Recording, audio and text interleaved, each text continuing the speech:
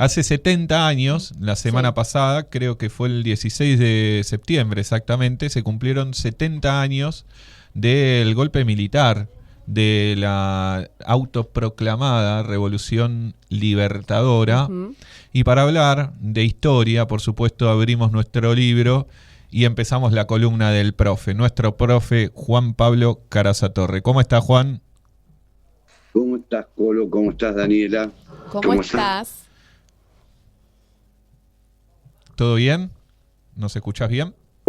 Ah, no, lo habíamos perdido. Me parecía... Algo de internet. Me parecía, digo, no me puede dejar así. El maldito internet con la palabra. que viene y que va. A ver ahí. Ahora sí. Bueno, saludar a Daniela, saludar a Colo. Acá estamos. Allá hace 21 años, 21 días que regresé de Brasil. Los garotos, no quedó nada. Pero, che. Yo pensaba la próxima, cuando vaya a la radio, llevarle, pero... Unos Habana. Me di vuelta, no quedó nada. Así que bueno. Pero bueno, algo llevaré. Te vamos a estar esperando. Eso es lo importante. Sí. Ya le dije al Colo que le prometí que la próxima columna la vamos a hacer allá. Voy a ir para la radio. Perfecto. Muy bien. Bueno, hoy nos toca, como decía recién, hacer la columna sobre el 16 de septiembre, que fue la revolución mal llamada Libertadora. Yo la llamaría la revolución fusiladora. Sí. Que cumplieron 70 años. Así como hace 2 meses atrás, bueno, no nos tocó, no hablamos sobre los bombardeos, ¿no? Claro. Del 16 de junio. Porque no va a haber 16 de septiembre, no va a haber golpe de Estado el 16 de septiembre del 55 si no se entiende la barbarie de junio del 55, de junio del 55, Claro. Que fue el bombardeo de la Plaza de Mayo. Entonces, digo, resumiendo un poco, porque el bombardeo, tiene mucho que ver posteriormente con la caída, sino con la revolución del 55, pero tenemos que por lo menos hacer mención a ese hecho aberrante, nunca, digamos, inexplicable de lo que va a representar el antiperonismo, que después va a tomar el poder en el 55. Ese antiperonismo que toma la decisión en un acto de desagravio a una bandera argentina, que durante el Corpus Christi, es un acto religioso, que hace la Iglesia Católica, pero que se transformó en un acto político, y que la Iglesia, obviamente, colaborando con los sectores y con la oligarquía más antiperonista, sobre todo las jerarquías, no los curas, tal vez párrocos de barrio, de iglesias, sino las jerarquías eclesiásticas colaboraban con la oligarquía. Y hacen ese Corpus Christi donde agreden e incluso queman banderas argentinas, se expresan contra el peronismo de una manera brutal, violenta. Y entonces, después de ese hecho, lo que fue la procesión del Corpus Christi, digamos, y ver esas imágenes de la quema de una bandera inmensa argentina y demás, se hizo un desagravio a la bandera. Ese desagravio a la bandera implicaba, estaba preparado una demostración de aviones, de la Fuerza de Marina, aviones navales, que iban a hacer pasar por Buenos Aires, por la Plaza de Mayo, como un espectáculo, digamos, como algo que en desagravio justamente a haber quemado esa bandera argentina. Esto lo hace el peronismo, digamos, lo propone y se organiza. El sector más gorila de las Fuerzas Armadas, que es la Marina, dijeron, este es el momento de agarrar a todo el mundo, digamos, en ese acto, que se suponía que la plaza iba a estar llena de gente, al mediodía, bombardear la Plaza de Mayo, tirar 2 toneladas de bombas, donde hubo 350 muertos, o más de 350 muertos y 8.000 heridos. Fíjate vos que si uno toma la cantidad de muertos de héroes que murieron en Malvinas, fueron mayores los que murieron en la Plaza de Mayo producto de ese bombardeo que los que murieron en Malvinas luchando contra los ingleses. Claro. Esto la historia lo esconde, lo oculta, no lo dice, nos olvidamos, pasan los años, pasan 70 años de esto, de esta aberración, de esta barbaridad, y bueno, y es como que el peronismo sigue siendo, o para los sectores liberales que hoy gobiernan la Argentina, digamos, el que produjo todos los males en la Argentina, y estamos como estamos producto del peronismo. Claro. Y la verdad que ese bombardeo y esas muertes y digamos después la revolución del 55, 2 meses después, se da justamente por lo que hizo el peronismo.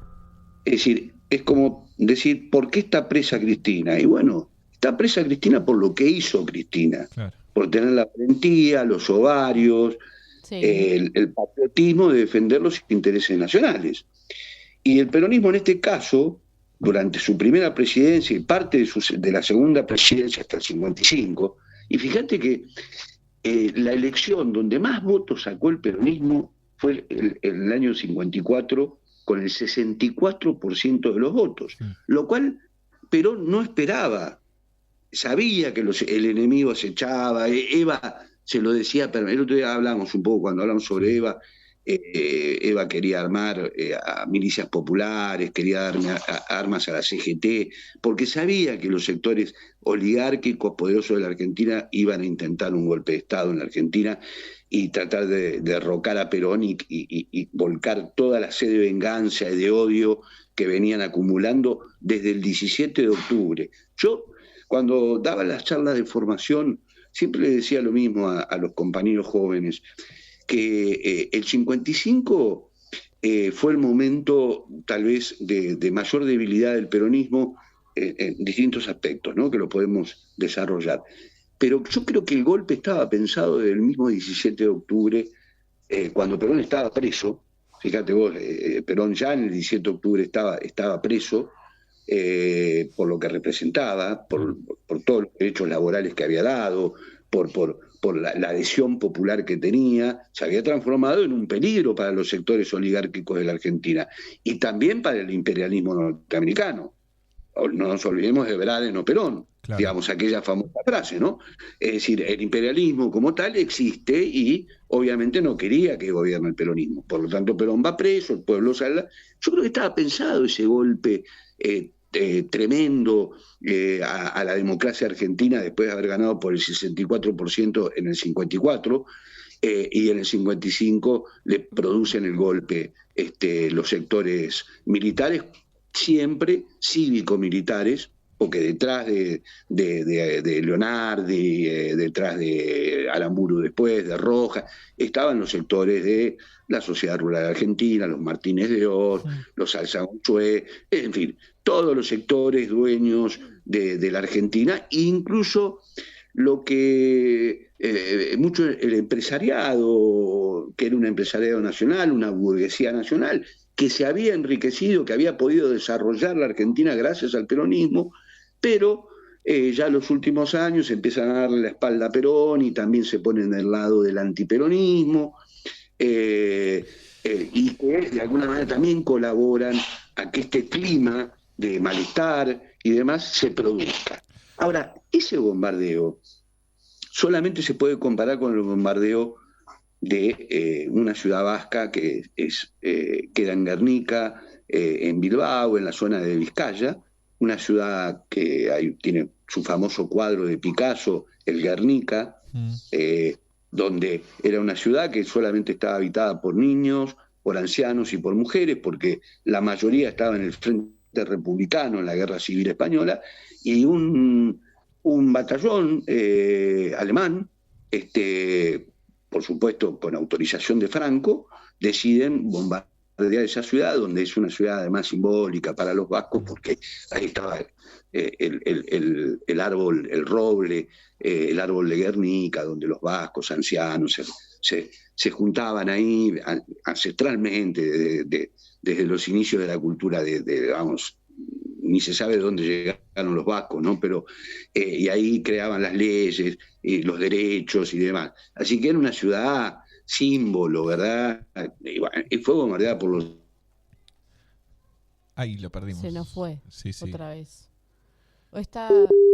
Está el internet que va y que viene. Me parece que es nuestro el problema, porque a mí algunos mensajes salen, otros no. Así que veremos. No sé cómo está saliendo el stream. Está. Ahí lo recuperamos, profe. Ahí sí. Sí, ¿dónde estaba? No, estabas terminando de comentar la situación de la ciudad. Claro. El bombardeo de Guernica. Bueno, es el único caso, el único ejemplo de un bombardeo sobre una población civil. Claro. Y se repite en el 55, ese 16. Y lo perdemos de vuelta. Sí, estamos complicados con la comunicación. Va y viene. Igual lo vamos a ir retomando y vamos charlando. Sí. ¿Profe? Yo lo que le quería consultar, sobre todo... El interior. Bien, bueno, más de 350 muertos y 8.000 heridos. Eso fue un intento claro de asesinar a Perón. Profe... Pero además, sí. Perdón, pero Sí. yo quería ir a algo, que es que tuvieron que bombardear la plaza, tuvieron que hacer un golpe, porque no tenían la hegemonía del pueblo, digamos. No es que el pueblo salía a decir, bueno, no aguantamos más a Perón, sáquennoslo de acá. Y por eso, incluso... Todo lo contrario. Claro, tuvieron que salir a prohibir que se diga Perón, que se diga Evita, que se cante la marcha, que se tengan libros. Es un componente fuertemente antipopular. Pero sin duda, por eso te decía que en el 54, en las elecciones del 54, Arrasó. no, el peronismo arrasó por el 64% de los votos. Se querían Entonces, matar. No, claro, la legitimidad popular existía. Y aparentemente era un gobierno sólido, fuerte en el poder por la voluntad popular. El problema existía en los digamos, en el antiperonismo, en el odio que existía dentro de las Fuerzas Armadas, de sectores de las Fuerzas Armadas que deciden, después de los bombardeos, obviamente prácticamente los bombardeos era, te diría,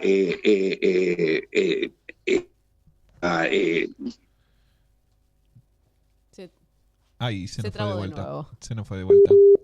Estamos complicados. Sí. Al querer matarse por la cantidad de votos. en septiembre, el 16 de septiembre del 55, ¿se produce la caída de Perón ese día? No, hubo una semana de resistencia por parte de sectores militares leales al gobierno. Claro.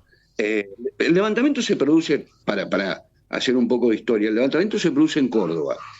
Se produce a través del general Lonardi, que era, vamos a definir, un sector del ejército nacionalista católico, pero por otro lado vos tenías el ejército liberal, antiperonista, muy gorila.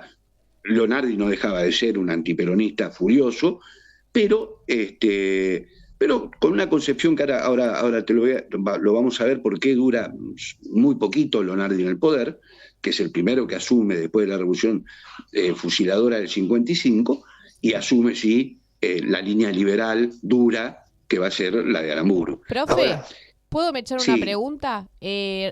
¿Hubo responsables directos con condena del bombardeo? No, ninguno. Nada. No. Nada. Bien. No, los 40 aviones fueron, después tuvieron juicios, algunos. Sí. Los 40 aviones se fueron a Montevideo, donde gobernaban los colorados. Sí.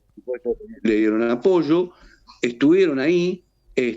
hasta que un poco tiempo después, en algunos casos fueron juzgados, pero no tuvieron prácticamente ningún castigo ejemplar después de lo que habían hecho. De un genocidio, sí, un verdadero genocidio, sí. Porque no hay otra palabra, incluso hasta te diría, tendrían que haber sido de lesa humanidad, no tendrían que haber prescribido jamás. Claro, prescripto jamás, porque lo que hicieron en nombre del Estado, porque ellos son parte del Estado, las Fuerzas Armadas, semejante barbaridad. Pero además, retomando un poco el 16 de septiembre y esa semana de lucha de los sectores leales a Perón y los sectores liberales antiperonistas, murieron 150 argentinos más.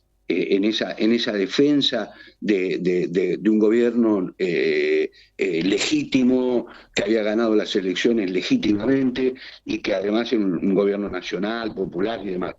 150 argentinos más fueron asesinados defendiendo a Perón. Y además ese bombardeo, las bombas que caen, las metrallas, sobre todo las metrallas con el calibre que tenían los aviones, que todavía en el Ministerio de Economía de la Nación, ahí cerca de Plaza de Mayo, todavía en el mármol lo han dejado como cuestión histórica, ¿no? Están marcados los tiros de las metrallas que tiraban los aviones, no sé qué calibre, pero son calibre importantísimo, donde la gran mayoría de los muertos, además de, el bombardeo, fueron también por las metrallas, que tiraban así a mansalva, ¿no?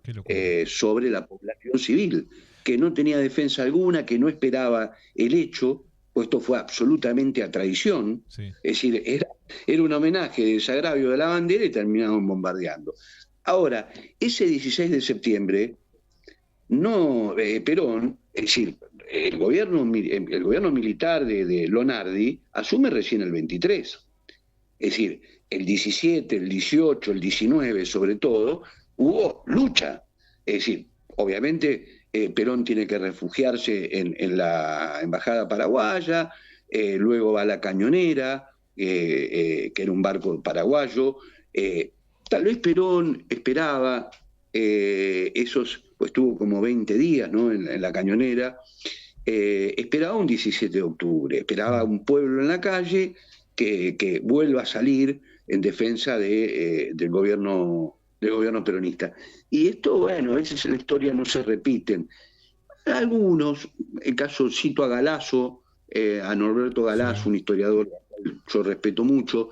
Galasso cita a Jaureche, a don Arturo Jaureche, para mí un gran patriota, un tipo que creó el pensamiento nacional junto con Hernández Arregui, junto con